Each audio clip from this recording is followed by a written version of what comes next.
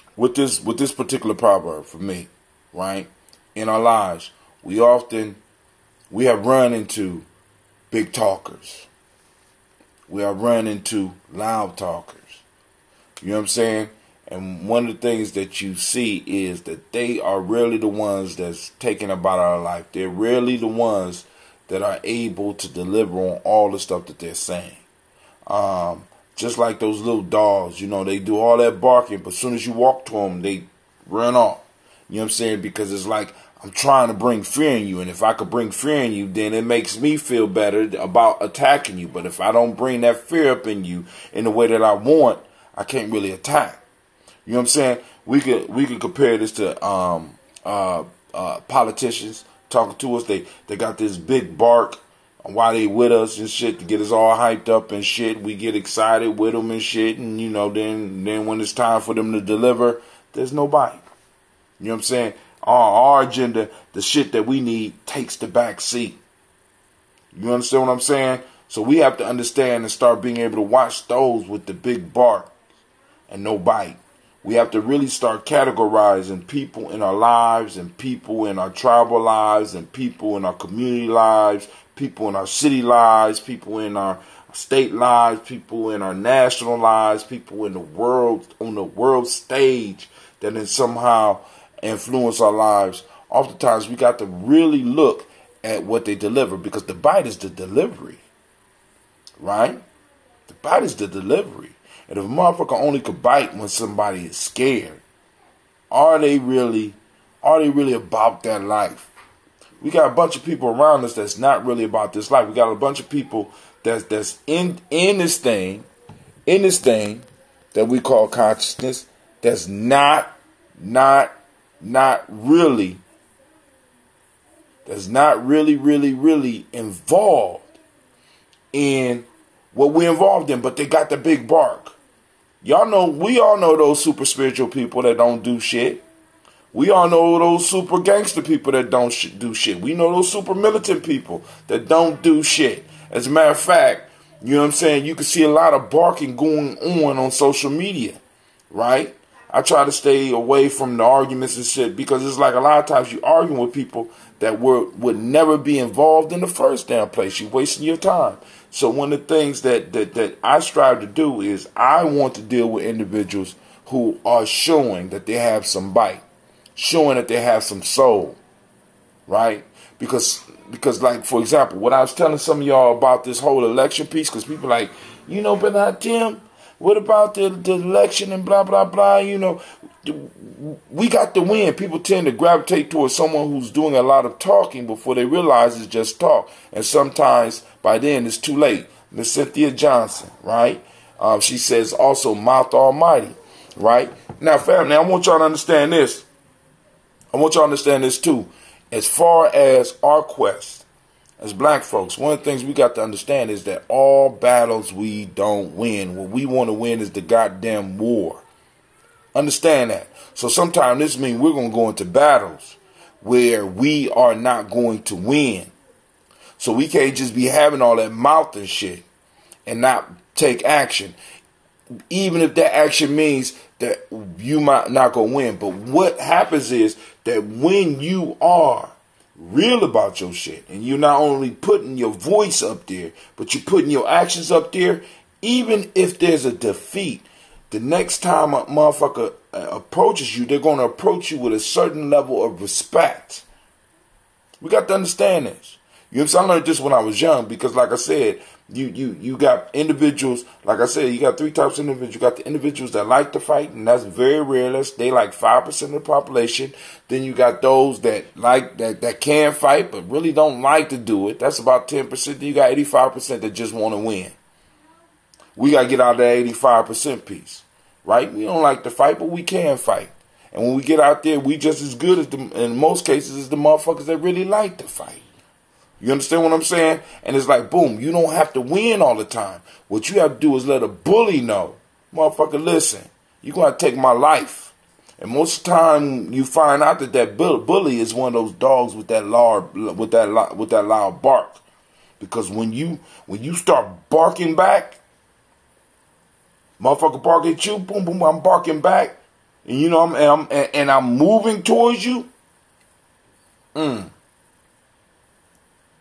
Brother Kwame said, respect is name of winning game. Right. If there is 5% to 10, if there's 5 to 10% chance that the barking dog actually bites, you take the chance. The rhetorical question that 5 to 10% who just love to fight and bite for the sake of fighting and biting. All right, see, because I'm like, people tend to, all right, towards someone who, okay, cool. And what I'm saying is, when we look from my experience, all I can talk from is from my experience. And then, but then also, you got the 80-20 rule, right? 80% don't do shit, 20% do. So I'm close, 15. I say it's about 85 that don't do shit. It's about 15% that can get out and do it. And it's 5% that really like doing it and get out and do it. I mean, we can see that in our organizations, can we not? You know what I'm saying? We get into the conscious organization and motherfuckers love being conscious, but motherfuckers don't love doing the work of consciousness. 85% of us, you know what I'm saying? 85% love being conscious, but it's only about 15% that's doing the work. And then even out of that 15%, you only got 5 that's really out there busting their ass. The other 10% tags along and keeps up with them and shit. But they, you know, boom, boom, boom. So it's the same piece, almost the 80-20 rule. And all I'm saying is the 85% of motherfuckers all around the world, 85%, they just want to win. And what we got to do is we got to realize that oftentimes family don't require a win to get your point across. All it requires is that you step up. Because if 85% of the people only want to win, if you present a challenge to them, they'll do nothing but bark and run away. Real dogs don't keep barking, they just start biting. My grandma used to say, if he got teeth, he'll bite. I done seen some dogs. You done ran into a lot of dogs that got teeth and ain't doing shit with them but eating Alpo. We know dogs that do shit like that. And we know people that do shit like that. You know what I'm saying? Won't bust a grape. You know what I'm saying? So, this piece, let's read it again. It says, barking dogs seldom bite. Because, listen.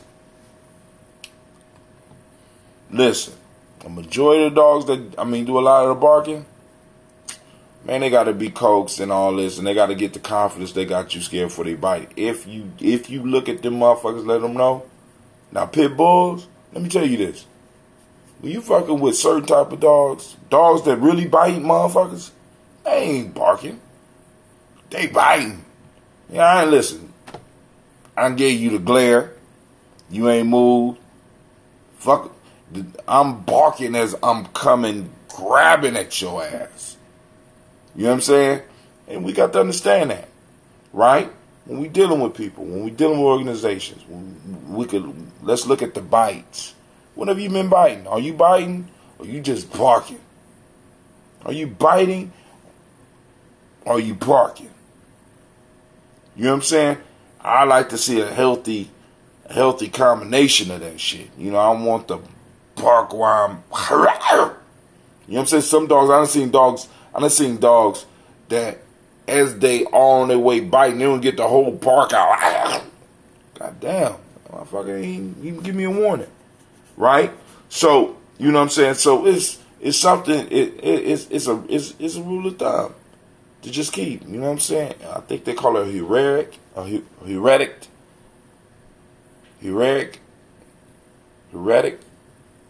something like that. Rule of thumb. You know what I'm saying?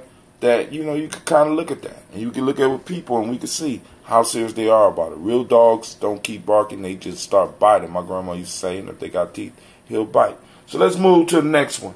So somebody said, she busy. Well, Brother Kwame said, we're going to move right into number 2. As soon as we stop worrying, a solution pops up. What's up, Gina G? Can story and I just did it, and then you can make I'm not doing the story. The story was on Kuji Chakalia. Today is Ujima. Ujima, we doing Proverbs. Why you just can't go to bed? It's bedtime. It's real life here, Gye-Nyame Journey family. I'm sorry. That's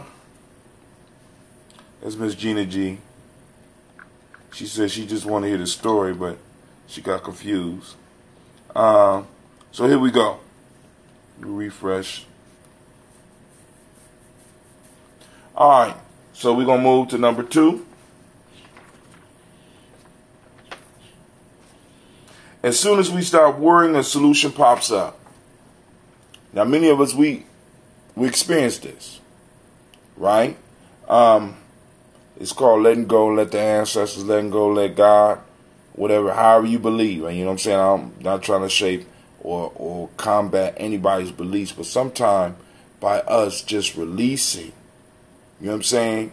Just releasing ourselves from the worry, right? We free up the creative aspects of ourselves, because when we're stressed and we're worried about something, it does not allow that creativity within us to flow. So a lot of times we got to let stuff go. Brother Kwame say, idea must allow the mind the time to work out a remedy for whatever the problem or sickness. We got to give our mind time and give our mind space. This is why focusing on the breath. Like when we start our daily toast, take your breath, breathe. You know what I'm saying? Sometimes we got to relax and just get into feeling our body and get out of our thoughts.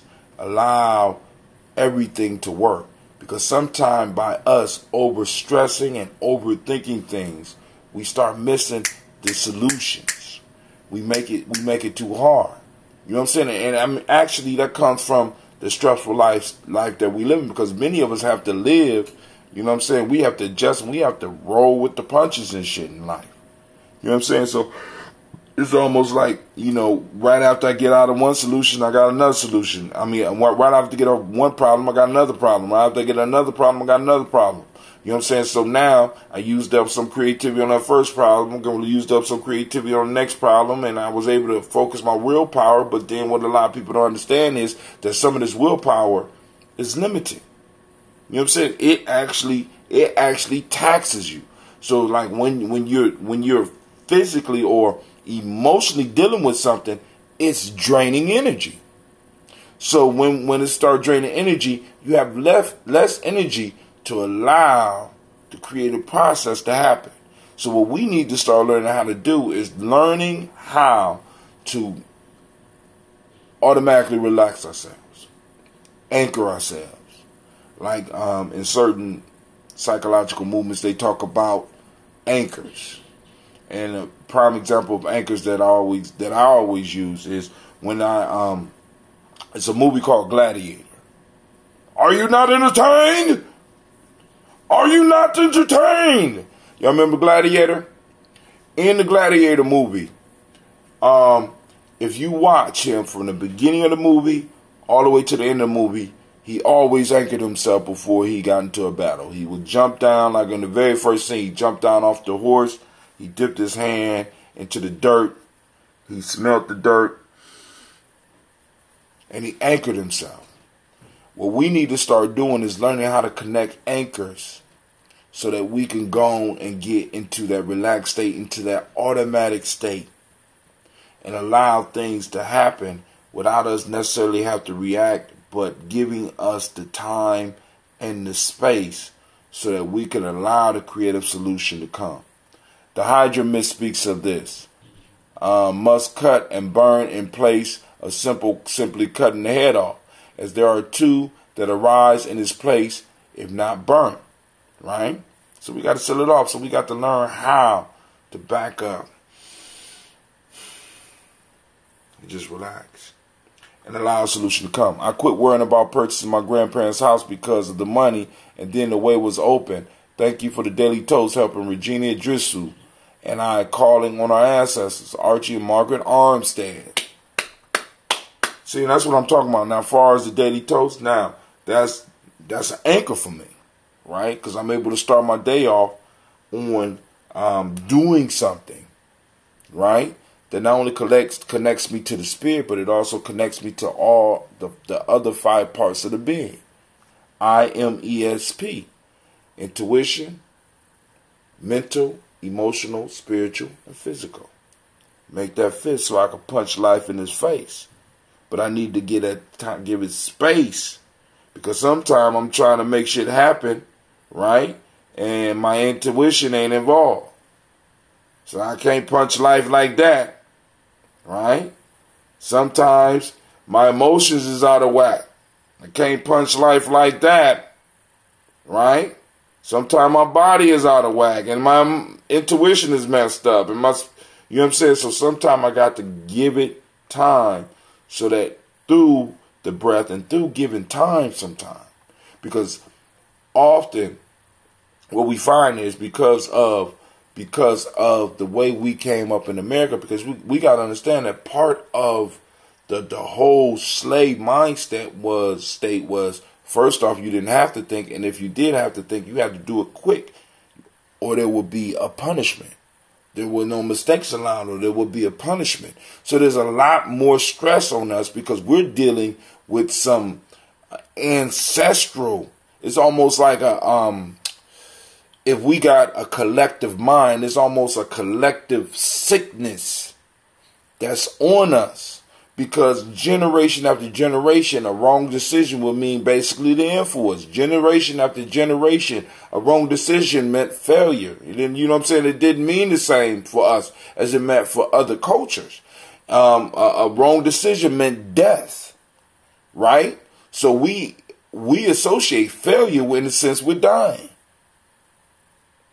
So it puts a lot of stress on us, and it cuts us off, because once we get into that peace with that pressure, and then all of a sudden that fear start rising up, that fear cuts off any creative solution, because it plugs you directly into that flight or fight, that flight or fight.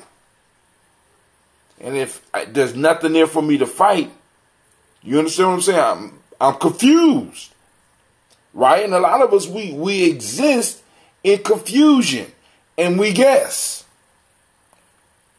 Wrong decisions mean 2 other problems had to be resolved instead of the one. Go ahead, Kwame. Kwame, I hope it's clear tonight. I was planning to have it very clear, but my kids done lost my goddamn. Family, I went out. I got me a new mic.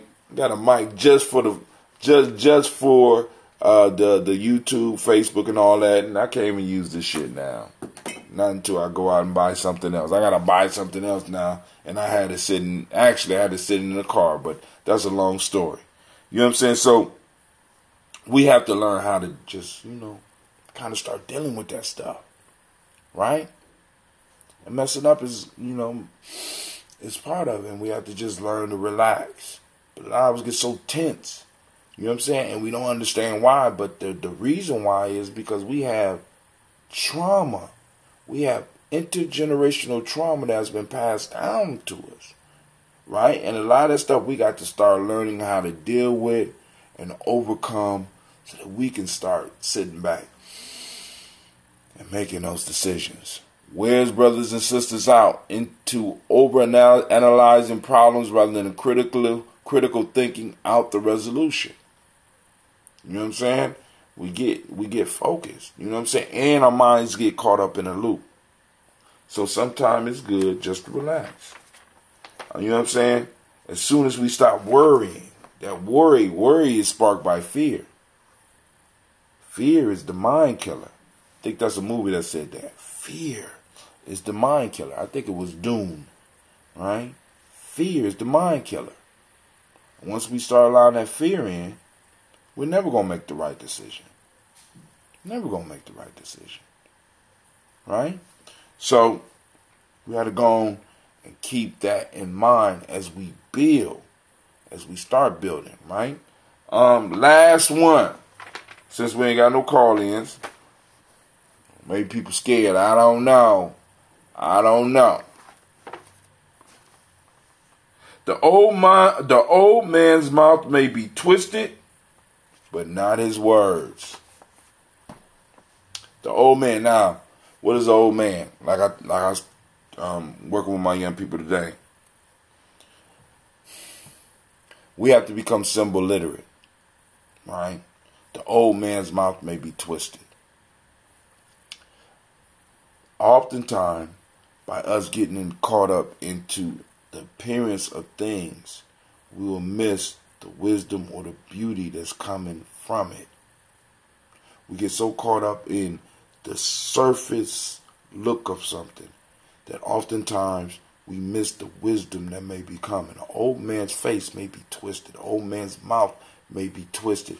And in us getting caught up in how the old man's or the old woman's or that wise person's face looks, or even in some of the words that they're saying, we miss it because we're caught up and physically fixated on them rather than actually listening to the words of wisdom that they may be speaking to us.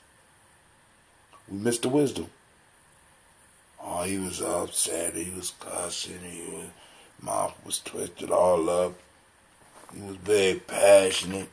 You know what I'm saying? But we couldn't catch the wisdom because we got caught up on his twisted mouth. We didn't listen to the words. You know what I'm saying? How many times we done walked past a book? I mean, think about this. How many times have you walked past a book and you saw the cover and you saw the title and you was like, I don't read that shit. And then finally, when you get an opportunity to read the book, you be like, God damn. Got caught up on the surface because once you opened up the book, you got to see what was inside of it. And oftentimes, since we get so caught up in the physical appearance of things, rather than the really taking time to be like, boom, it's deeper than that. See, that's true respect. Being able to look at something deeper than just the surface, right? Respect. To see again. That's what I teach my young people. To see again. Taking time to see again. Listen again. Hear again. Right? Rather than just getting caught up in immediately what you see. You understand? Because sometimes these eyes can be a hindrance to us really accumulating what we need in life to succeed. Because we caught up on appearances. Like wanting to win all the goddamn time. Rather than realize that sometimes to get the ultimate win, we have to lose. Because in losing, we expose our weaknesses. In losing, we have to sit back and relax. Stop worrying. So that we can be creative to come up with solutions to win ultimately. That's my goal. To win ultimately. Right? So, family, I ain't going to belay it any longer. We didn't get no call-ins, and that's cool. Family, I still love y'all. I want to thank those that took the time to tune in and check us out on Gye-Nyame Journey. You know what I'm saying? I want to remind y'all that we got the mall popping off. Patai Hotep tells us we must listen to the ignorant as well as the scholar. Why? One doesn't know if one is ignorant or a scholar until one has heard what he or she has to say. Word. Thank you for those, Brother Kwame. So, you know, in us building, we do have to give time to everyone. But let me go back. I want to remind everybody that we will be having, think about this, I want y'all to come out. We will be having the G&J Mall popping off on Kaumba, which is the 23rd, which is 2 days away. Because the day the 21st, tomorrow the 22nd, that next day, which we call Kaumba, is the 23rd, because I don't want nobody calling me right before I go to bed talking like, you need to do some push-up. Because that's how we get down here, right? But on Kaumba, from 12 to 6, we will be up at the Millennium Community School, 3500 Refugee Road. And we're going to have vendors up in the place. Come and support the vendors. Come network with your family. come check out the African Heritage Diet cooking class that's going to be given by Sister CeeLo. I think somewhere around 1 or 2. You know what I'm saying? Before the movie, right? I think it might be another workshop. I haven't got confirmation on it yet. If I need to do something, I will. The young men will be up there, so y'all come meet some of the warriors. Some of the old men will be up there. Y'all come meet some of the nation builders and some of the elders. Y'all come and support. We also will have the movie at 3 o'clock, and we're going to be watching The First Purge. I know a lot of people like, I don't want to see the... No, listen. This movie was selected for a reason. Come check it out so we can have that discussion. This call is being recorded. Who this calling in? It's Shaka. Man, why you always late? You don't even know what we talking about. I already know. You don't even know what we talking about. Man, you was talking about the mall on, what day is that called again? Kaumba, man. Kaumba. The day after tomorrow. The day after... Uh-oh. That sounds like a movie we might need to watch. The Day After Tomorrow. That corny-ass movie. Wasted my money. Oh, man. Well, go ahead. You got something you want to share? Because I was just about to close it out. I know. I felt that energy. I want to make sure you did your checklist. I got so everything. You told him about the thing that's happening on Kaumba? Told him about the thing that's happening on Kaumba. Once again, for those that didn't hear, we're doing the mall, the G&J Mall. Come on out, support. We still got room for more vendors, but we got a nice array of things. We gonna have cleaning products. We got jewelry. I think we got oils and incense and candles. We got food. We got did I say jewelry already? I said jewelry. We got clothing. We have a Yanni spa coming up there. Ain't no Yanni cleaning going on, but they still gonna be stuff up there for that, so that you gonna make you some arrangements. Sound like someone is pouring a brew. What's that?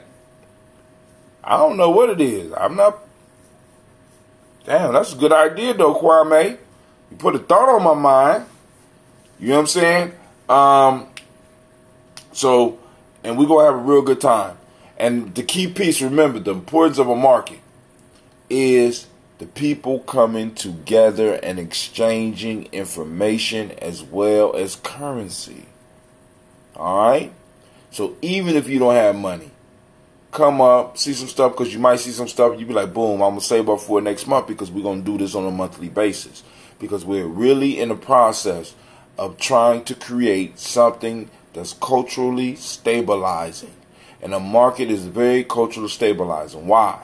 Because first off, it allows those businesses within that community, within that tribe, and within those groups of tribes to be able to come together in a safe place and trade. It allows them to trade amongst each other and allow them to trade amongst the common folk. You know what I'm saying? And it creates that blood flow where we got information and where we're rubbing shoulders and we're able to talk, and you know there could be discussions about health, there could be discussions about history, there could be discussions about movies, there could be discussions about raising children, there could be discussions about a whole bunch of different things all going on in this place, as well as news being passed around the community. You know what I'm saying? About principles that's popping off, about other events that's popping off, about future events that's popping off. And we need a place like this so that we can come together and commune as a group. Family, you do not know how important this is. Do we have a Wait, what's the probability table, Kwame? And I'm going to let him go and answer that. But go ahead, Shaka. You know, I was thinking about that earlier, what you were talking about in terms of the cultural appropriateness of our product and service base and things like that. Now listen, and I get it, because a lot of times we be trying to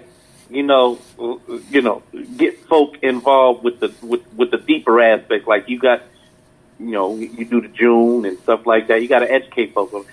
But then there be some folk that show up with like a confections table, and you can't say no to sweets. Hell no. I'm not saying no to no sweets. Shit. You can't say no to sweets. You know what I mean? At the brownie table and stuff like that. Even though, so I was thinking about this. Now, Tim, you heard of zucchini bread, right? Right. I've had some wonderful zucchini bread in my time. I would love to be able to go to one of these types of functions and get some zucchini bread. But you know what else I done came up on, and I don't know. I don't know if this is a new thing for you or if this is something that I'm just brand new to. But have you ever had beet cake? Beet cake? Yes. No, but I can imagine because remember I had to stop making the beet ambrosia because beets are sweeter than, they have so much, a majority of the sugar that a lot of people eat, they don't even know come from beets. Look at exactly, and I'm gonna tell you something, man. I had some beet cake, and the night that I had it, people was hard pressed trying to get me to believe that whole cake was made out of beets. Man, I don't doubt it. I love beets, man. I love me some beets. I wish that was my lane, but I know it's not. But having zucchini bread and beet cake and what's the other one? They put the carrots and the nuts in it. Carrot cake. You know what I mean? Those things I can, they get a pass because they got vegetables in it a little bit. You know what I mean? I'm just saying. Hey, listen, peanut brittle get a pass. I mean, it's like the fact of the market is because I don't want people just thinking shea butter and jewelry and shit. This is a market. Family, if you got old shit in your house that you think somebody else might want to purchase, by all means, come get a table, right? If you got zucchini bread or you make beet bread or, hell, check this out. My grandmother used to make this stuff called 7-Up cake. And I just seen a 7-Up cake. I know what 7-Up cake is. Man, listen. My grandmother used to make 7-Up cake. And I don't want to buy that shit from the store. It just don't feel right to me. I won't, They sell it right next to Louisiana Crunch Cake. Man, I don't want it sold right now. I want to buy it from somebody that I can look at and be like, damn, you made this in your kid. Give me that. Give me some of that. Sister in the Fire will have zucchini bread. And it's famous. And brownies and pound cake that make you slap fire out someone. We got, she said, we got you, Brother Shaka. So they bring, okay. Oh, my goodness. Hey, do y'all know, Sister Cynthia, do y'all know about this beet bread that he talking about, this beet cake? Beet cake, yo. Because I'm sitting up here like, nah, he got me. Nah, I'm going to have to go try to find some of this shit. Hey, beet cake will make you be like, velvet cake who? Really? I mean, it's so much like it's rich. Don't get me wrong. It's rich, like almost brownie rich, but. Ooh. So, Sister Cynthia says she got the 7-Up cake for us next month. Brother Kwame just lost a couple of points because he said 7-Up cake was a family staple and he never liked it. Shame on you. Just shame on you, Brother Kwame. I'm going to pray for you. Sister Regina say, y'all ain't ready. We going to see. No, but I investigate because I'm thinking about doing some vegan desserts. Because I'm sitting up here like, yo, because a lot of people be slipping on them beats, man. I'm telling you, listen, I literally had to stop making beet ambrosia because it was too volatile. And the only reason, like, that would be like grape. Let me tell you this. Beet will blow up before grape. I want you to understand that's how much sugar beets got in them. Oh, Brother Kwame say sweet potato pie.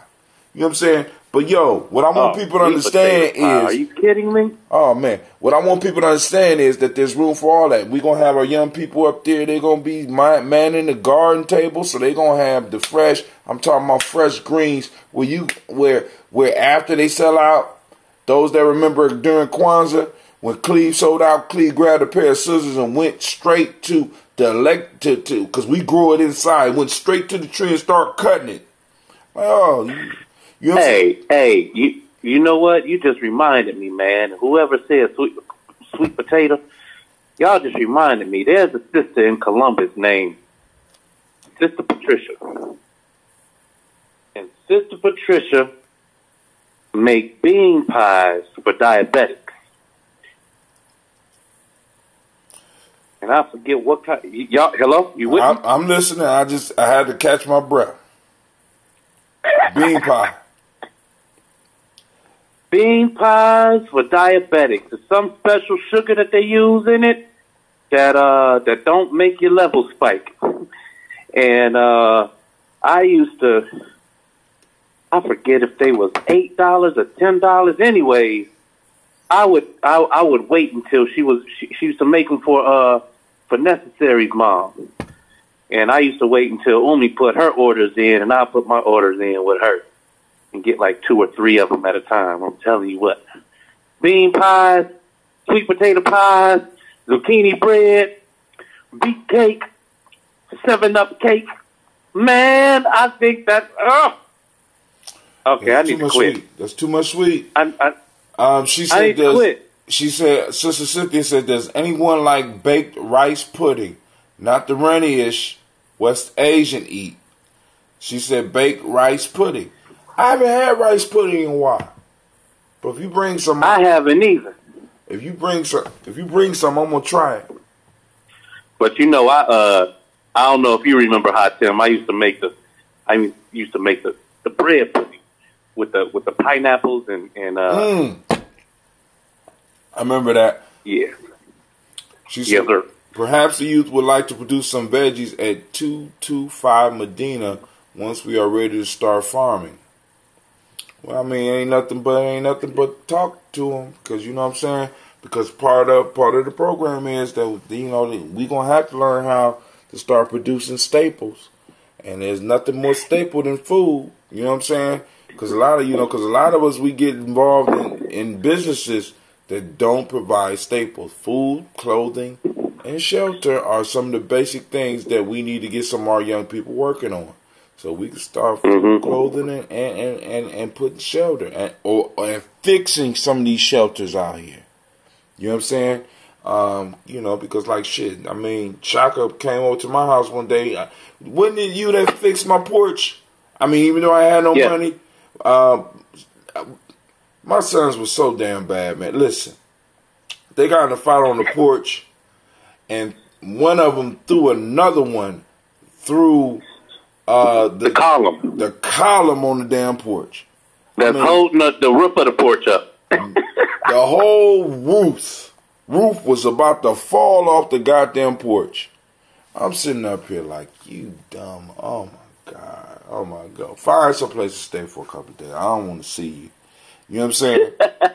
Shaka took a couple of nails and some screws and fixed it up. And we need those type of skills. And those are a lot of skills that we start overlooking because we wanted to, we thought those things was holding us back in life. I mean, because I believed that when I was coming through high school and stuff like that. I looked down on that type of shit because that's what everybody was telling me, especially in the education system. Oh, you're so smart. Oh, you're so smart. You're so smart. You need to go to college, right? And I went to college, and the whole time I was in college, my little cousin got him a trade and was doing $50 an hour. And then when I finally got my job, when I graduated from college, we was talking. He said, "What's up, cuz?" I said, "I'm cool." I said, "Man, I finally got my job out of college." He said, "How much you making?" And I said it because I'm too embarrassed right now. "How much you making, cuz?" I said. He said, "Stop playing." So what the fuck you mean? Stop playing. You went to college all that time? I said, "Well, how much you make?" He said, "Dude, I'm doing $50 an hour." This was in 98. I said, God damn, $50 an hour. God damn. But I should have known something because we played, I don't know if y'all remember the game of life. I played with him on the game of life. Mm-hmm. And I took the college road on the game of life. He took the other road. And he still beat me. I'm like, God damn, I played the game of life. Hey, but you know what? How Hold on. see Sister Cynthia say, well, we definitely need help with all of that from the community. Plumbing is our next phase. We need water for the farming piece. Any plumbers in the family? We're doing a complete rehab. y'all just need, see, that's the other thing too, is that you know, when I come down, I mean, you know, sometimes I bring music instruments. I bring whatever's necessary for the trip. I need to bring my you know, if I gotta be bookman off of See, you telling your age. Hopefully everybody on here is old enough to know about bookman. Anybody out there know, if you know about bookman, throw some thumbs up. You know what I'm saying? If I gotta put my bookman belt on, I'm there. I'm there. You know? You know how to use it. And I don't mind it neither. See, when people call me with my tool belt, I know that it's gonna be a good day. You know what I mean? Because I get to show what I do. You know what I mean? I get to put my, you know, I put my respect on it. Right. Right. You know what I mean? And yeah, man. Yeah. Miss Sister Cynthia say any and everything and anything anyone wants to contribute. Because they rehabbing their grandparents' house. So, but I'm just like, family, you know what I'm saying? See, and this type of stuff is the type of stuff that I want the market for, so that we gonna talk about this type of stuff. You know what I'm saying? But we got to get the people to come out. So like and share, post up the things, because like I said, we want to do this once a month. So who knows where we'll be in 3 months? Because what happens when you get about 150 to 300 of black folks to come together? Maybe we could build, because the whole idea behind this Kwanzaa book was to build a thing where you could open it up, have a plumber open it up, boom, boom, boom, and sometimes when we don't have money, if they are in our community, we can do some bartering. You know what I'm saying? Because shit, know, she named about 3 different meals that she could lay somebody out with. My one of my elders told me, my elder Preston Hairston, senior, he told me, well, he's senior. I don't know if it's a third. If there's a third, would you still be a senior, or would you be the Preston Hairston the first? Because you're no longer a senior when there's a third. So I think Preston Hairston the first told me that back in the day when they was younger, they would get together on weekends and do like barn raisings. But instead of raising barns, they would take their skills and they would help a friend add to his porch, or in some cases even build a house. You know, he said, right. In between the bricks, we used to stack all the beers after we got done, because the person who you was helping was to provide the food and to bring the beer, and y'all would just, you know, y'all would make it sort of. Ain't that what the Amish people do? Is that what they do? They drink beer? Yeah. Yeah, I saw the Amish. I mean, I'm saying, like, man, you ever seen the movie Witness? The Amish don't drink beer, do they? I ain't talking about beer. I'm talking about, like, on weekends for fun, they build houses. Right. I mean, and I imagine if you have those skills, or even when you learning it, because y'all, you know, I mean, it's like, that's some real community build. I mean, now when you building something, that's truly nation building. You understand what I'm saying? You're right. And that's the thing, is that, like, man, I don't understand all of what goes into disrupting that mind state. Like, when we invest, like, you understand that here I am in my first investment, talking about all the people I want to move into this, into a, you know what I mean, into functionality. Right. And the piece is that we get that one thing done, it ain't never a dull moment. It ain't, you know, we can sit and have some peace time where we woosah or whatnot. But when that first site is done, it's time for us to move to the next city and get the next site done and grow our tribe, expand our tribe. expand the functionality of the real estate that we own collectively.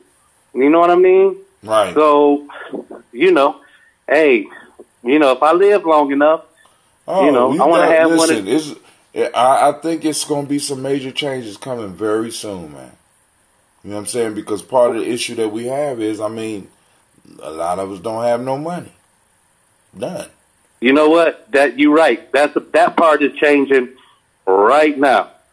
Right now, yeah. We got some stuff to talk about, man. That stuff is changing. Oh man, and because the whole wealth gap thing is, and the calcification of wealth is a real thing for many of us. So many of us. Hold on 1 second. Many of us thought that, or may think that we're living a middle class lifestyle, but wealth wise we're not. Salary wise we are. Wealth wise, nah. I could just be speaking for me, because for all I know, there might be a bunch of ballers just listening to me right now. But it's some. Hatem, you know what to think? Yo, I know that. I don't know if they're listening in right now, but I ask myself that question a lot. Like, because especially where I live at Hatem, I know people with long money. Old money. Cleveland Heights is where all the old money in Cleveland is at. All right. And so the piece is that when I go out and I talk to these old motherfuckers, when I talk to them, I know that they got, but getting them to believe in what it is that I'm raising is something else. Getting them, this one dude, every week, this is an old NFL player, like played with during Joe Namath's time. All right, this old dude, he sit in one of his establishments all throughout the week, and all he got is those cars from the '50s, and they in mint condition. Like, he probably got about 12 of them, right? Mm-hmm. And the dude that manages the spot, he's like, yeah, man, I sit down with Joe maybe 5 hours out the day. He's like, anytime we see you guys go up the street, he always makes mention because he loves your son. You know what I mean? I'm like, So now I'm thinking about this shit, like, all right, what's that? When you say you love my son, you understand what I'm saying? Then where are we at in our community where we can put our money where our mouth is, where we can invest in that in which we say we love? You know what I mean? Brother Kwame said heights. Brother Kwame said height signifies they live above everyone else. You're right, and that's that entitlement, and that's what makes me very weary about the space that I'm in, is because I know that's the case, and I know that's where my disconnect with those folks is that when you standing on that high and mighty plane, it's very hard to fake the funk. Like, that's not what you think. You know what I mean? And that's why a lot of people don't like getting into the deeper conversations with me, because it's only a matter of time before we revealing your position in the whole but you know what I mean? But one of the things you also might need to recognize, and that, you know what I'm saying, because they might not have as much bread as you think, but I could be wrong. I'm just saying, because like I said, when we look at the numbers, well, actually, I take that back, because the boomers have a majority of the wealth, and according to what you're saying, the dude you're talking about is a boomer. The boomer, and a lot of them dying with it. But listen, I ain't gonna hold up, because we've been on here 1 hour and 14 minutes, and I don't want to belabor the point. I gotta find this damn cord, because I went out and bought this damn mic, and I can't use it because my kids, my children. It's real life here, Gye-Nyame Journey. I was ready for the show. I had everything typed in, was ready at 9 o'clock, and I took out my new mic, tried to plug it in, and said, "Where is my goddamn cord to my phone?" Brother Kwame said, "My boy was a principal at their high school, and they ran him off quick, fast, in a hurry after seeing him through the rebuilding of a new high school." They probably was mad because they ain't had no more money after they built that goddamn high school. I'm just saying. All right, this is Brother Hotel. You know what I'm saying, family? Remember Black first. We're going to keep it. We're going to keep on building. I will see you in the morning for the Daily Toast. Lift up the ancestors. Shouts out to Sister Cynthia, because I see you doing the work. Sister Cynthia and her sister, who were able, I think it's Miss Regina, were able to go on and purchase their grandparents' home, and now converting it. I got to come see it because they say they got land to farm, and we definitely need to get a community farm because, like I said, this little backyard I got right here is not enough. I'm trying to talk my mom into it because, because I was looking at my mom's little piece of land. I said, would you let us get some beehives on your? Hell no. I said, okay, I'll check with you in a couple of months. Because hell no means maybe. Because I know my mom. Hell no. You know what I'm saying? If she ain't hit me, I got a chance. So, because I want to build the beehive somewhere where I'm going to be, where I know she's going to, where I know it's going to be there. I'm not going to be here, so I don't want to put no beehive here. And I don't want to have to move the damn beehive with me. Because if I thought moving a cat and a dog was hard, I want you to imagine trying to move a bunch of goddamn bees. Oh, yeah, we want some beekeepers. Well, not only do, but we going to have to learn how to be beekeepers because now honeys can be a staple. We also had this June as ambrosia, the staples. I mean, we just have to find something that we can create year-round. These guards, the way we doing them, we can make them. Man, listen. You know, I'm always like thinking a little bit bigger than my pockets can handle. But I'm gonna tell you something. I'm just putting this out in the universe right now. I came across a little storefront church with a huge 2-bedroom setup at the top, and it's gonna have to be laid out from the electric plumbing and all of that.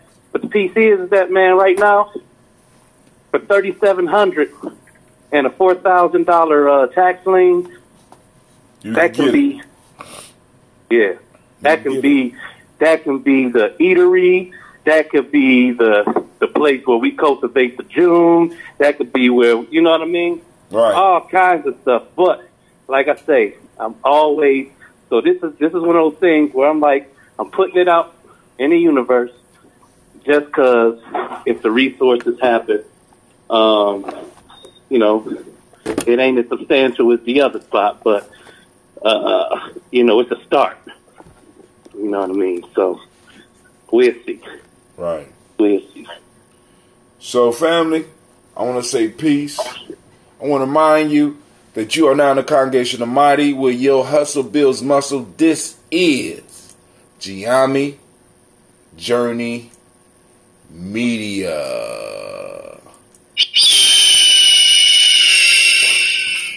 And of course, this is a Heart of Some production, and this has been another Tribal Quotes, Day 61. But we strive to blow up your old paradigms. I will see you on Kaumba from 12 to 6 up at 3500 Refugee Road. The marketplace is open. The mall is open. Come on out and let's communicate and let's share and let's trade. Peace. I'm out.